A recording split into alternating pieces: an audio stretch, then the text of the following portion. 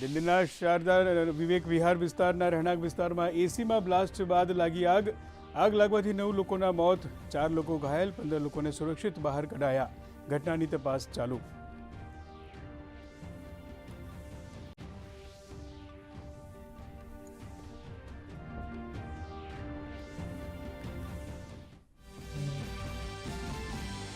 EVM સાથે છેડછાડ અને બૂથ કેપ્ચરિંગની ફરિયાદો બાદ પશ્ચિમ બંગાળની ફાલ્ટા વિધાનસભા સીટનું મતદાન રદ. તમામ મતદાન કેન્દ્રો પર 21 મેના રોજ ફરી મતદાન, 24 મેના રોજ મતગણતરી.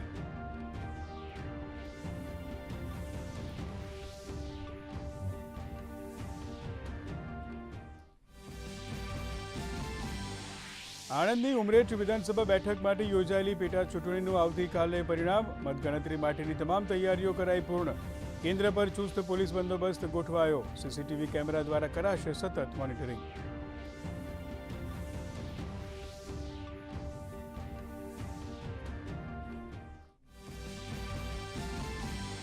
દેશભરમાં આજે યોજાશે નીટ યુજીની પરીક્ષા. ગુજરાતના 79,000 સહિત દેશના 22.80 લાખ વિદ્યાર્થીઓ આપશે પરીક્ષા.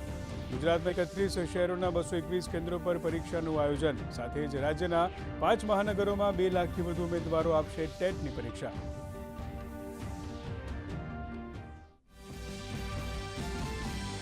સુરેન્દ્રનગર જિલ્લામાં આવેલા કચ્છના નાના રણમાં દેખાયું વિશ્વનું સૌથી નાનું શિયાળ ફેનેક. માત્ર 1 કિલો વજન ધરાવતું વિશ્વનું દુર્લભ ફેનેક ફોક્સ દેખાતા વન વિભાગના દોડધામ. ઉત્તર આફ્રિકાના સહારા રણમાં દેખાતી આ પ્રજાતિની ભારતમાં હાજરીથી વન્યજીવ પ્રેમીમાં સર્જાશે કુતૂહલ.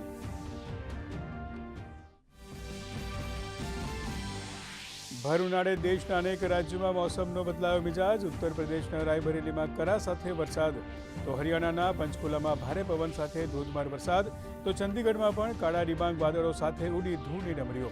તો બીજી તરફ રાજ્યમાં ગરમીનું જોર યથાવત.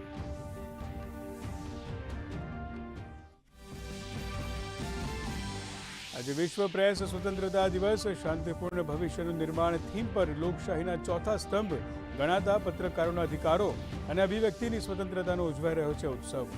નિષ્પક્ષ અને નિર્ભય પત્રકારત્વ એ જ મજબૂત લોકશાહીનો પાયો.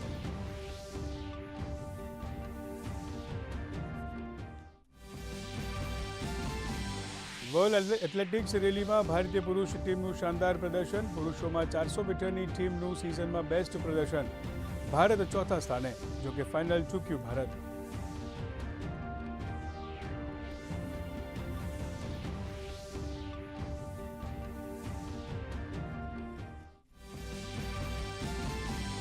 અને આઈપીએલમાં આજે ડબલ હેડર રમાશે. પ્રથમ મેચમાં સનરાઇઝર્સ હૈદરાબાદનો કોલકાતા નાઇટ રાઇડર્સ સાથે મુકાબલો, તો બીજી મેચમાં પંજાબ કિંગ્સ અને ગુજરાત ટાઇટન્સ વચ્ચે અમદાવાદના નરેન્દ્ર મોદી સ્ટેડિયમમાં ટક્કર.